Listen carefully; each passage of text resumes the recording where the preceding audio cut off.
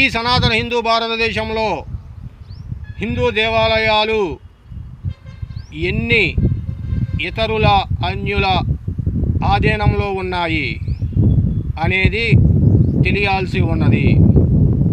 సరే, వారి ధనముతోనో వ్యయంతోనో లేదా విరాళాలతోనో హిందూ దేవతల ఆలయాలను నిర్మించి ఉండవచ్చుగాక, కానీ వాటిని వారు ఇతరులు అన్యులు మెయింటైన్ చేయడానికి ఉన్న అర్హత ఏమిటి అని మేము ప్రశ్నిస్తున్నాము.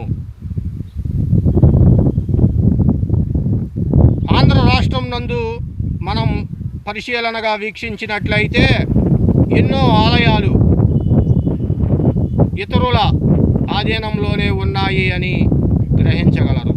ప్రతి సనాతన హిందూ బంధువు మీ పరిసర ప్రాంతాలలో గల హిందూ ఆలయాలను ఎవరు వీక్షిస్తున్నారు అనేది గ్రహించాలి.